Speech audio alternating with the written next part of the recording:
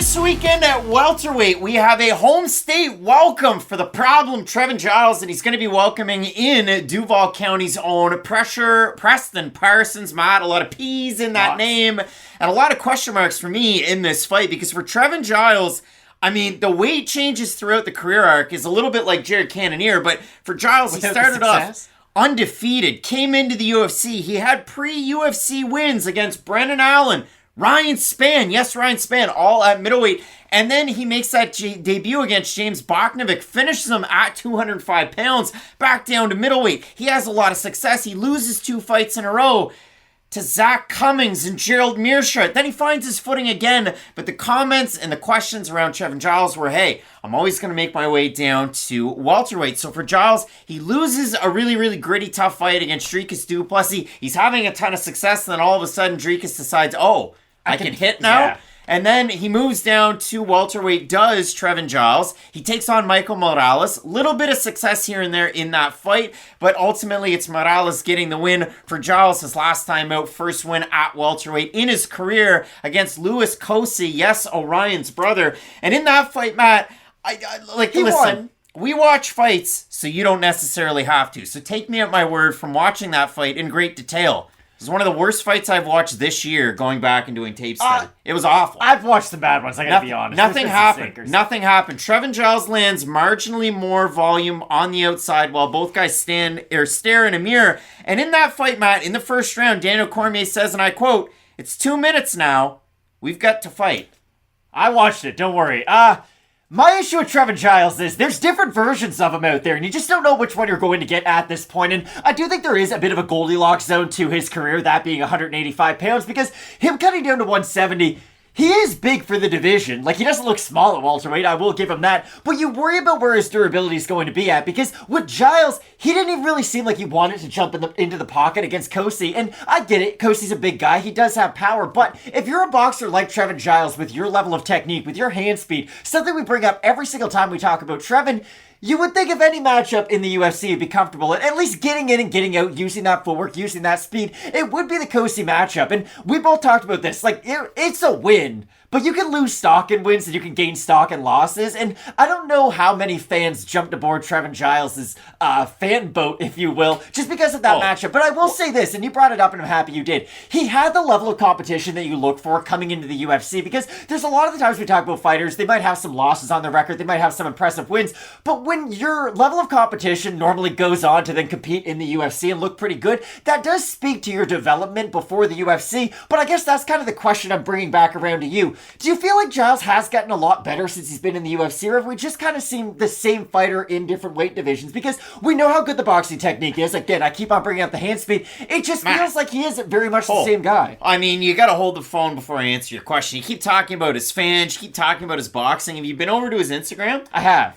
Yeah, he's pumping up his OnlyFans. Lots of pictures of him boxing there. You know what I want to see on OnlyFans, Matt? A, nothing. B, don't want to pay. And C, Trevin Jones boxing. Probably neither, but realistically, definitely not Trevin Giles boxing. He wants to pump that Instagram. Just guys out there, and so is Trevin Giles. But when I focused on answering your question, Trevin Giles in the UFC is 6-4. He had a fight of the night at UFC 247 against a guy who's not allowed to coach in the UFC anymore. And we can say his name. He's not Voldemort. I don't James Krause. Yeah, tough fight. But you can say the name. 6-4, and the best part about it for Trevin Giles in a fight like this, he's 7-0 fighting in his home state of Texas. So you didn't answer my question. He does have that going for him. I think it's pretty much the same version of him. If you watch Trevin Giles fights, and I watched the Boknovic fight, I watched him fighting against Brendan Allen, I went back and watched him fight Ryan Spann and Ike Villanueva, it's a lot of loosey-goosey movement on the outside. And Trevin Giles, to his credit, has a really nice background in the martial arts. And that is what you like. You do see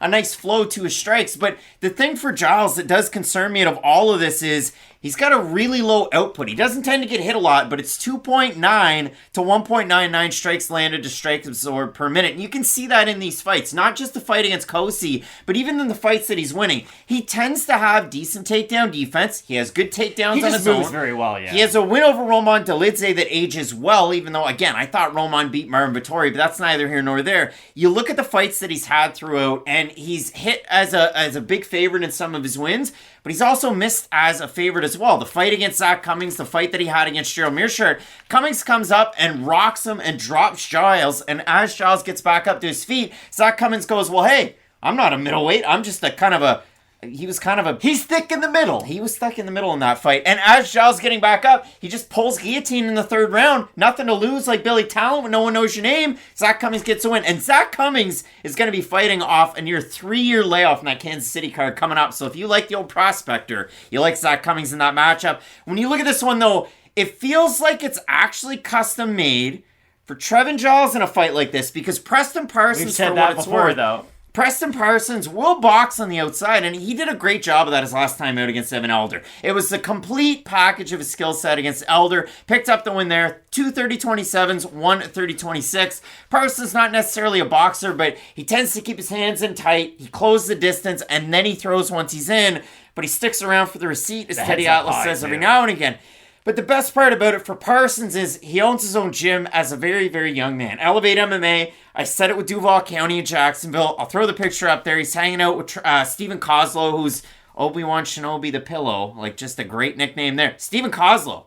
I think he might be a welterweight at this point. Could be. Bantamweight. He is a big, big guy right now. When you focus on it for Preston Parsons, many, many wins by submission. He is a very dominant grappler. We saw it be too much too soon on a very short notice call in the debut against Daniel Rodriguez. At least he made it out of the first round. Good. Got finished in the second round. But if you do look through it, his third pro fight was against Mike Perry, which you can't fault a guy way back then to lose. And then the other loss that he has, second round rear naked choke in 2017 to Valdir Arujau. That's a guy that has a win over Nate Marquardt and has fought a very high level competition. Chris Weidman, Brett Cooper, and Alex Morono as well. So Preston Parsons has been in some tricky spots, but I just worry about his ability to get the takedown in this matchup because that's the thing about Giles.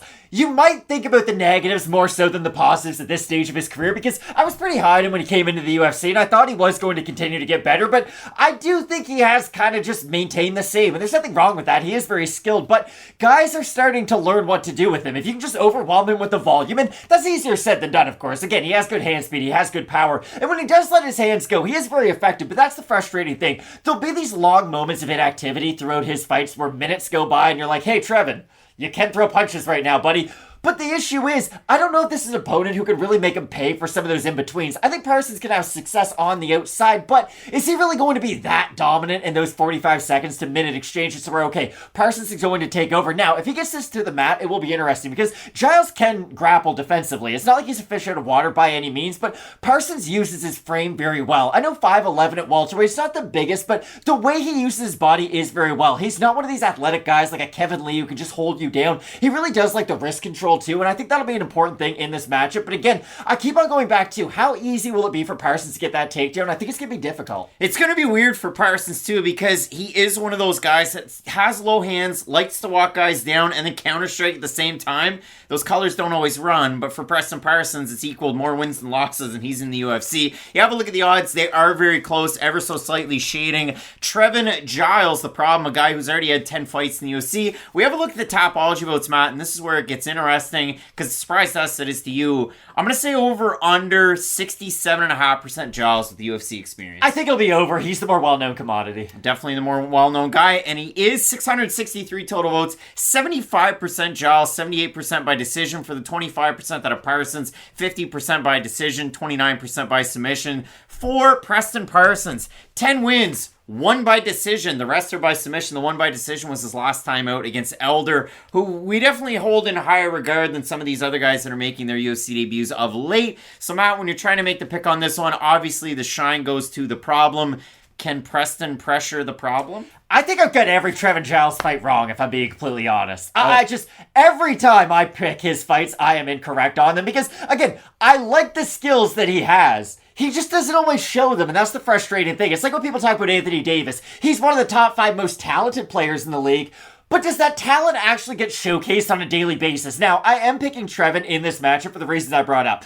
I think he can do enough on those in-betweens to damage Parsons and avoid the big shots, and if he doesn't get hurt by a big shot at 170, which does concern me a little bit, we've talked about the weight cut a few times now, I do like Giles in the matchup, but I can admit, this could be a bit of a stale fight, and if he loses this one, I really don't know what they're going to do with him if he moves up in weight if he stays here, because this really has been a bit of a drop down for him. When you think about it, he was fighting Dricus du Plessis at middleweight not that long ago. Like, that's a really well-respected fighter at middleweight. I got Preston Parsons. I mean, 5 seconds into his fight against Evan Elder, he was running across the cage going for the takedown. For me, I do like the grappling sequences that I've seen out of Parsons when he was with Titan, when he was on the regional scene. And for Trevin, it's more, I'm going to get up, then I'm going to hang around and try and grapple. So for me, I do like Preston Parsons in the matchup. He's a more active guy, and I like to see him over the 3 rounds. I finally got that sample size out of him his last time out. So Matt, we're split on the pick. I'm going with Parsons. You're going with Giles. Let us know, because I want to hear from you guys down below in the comments section who you have in this matchup. Some big time fights left on this card, including that bantamweight tilt in the main event.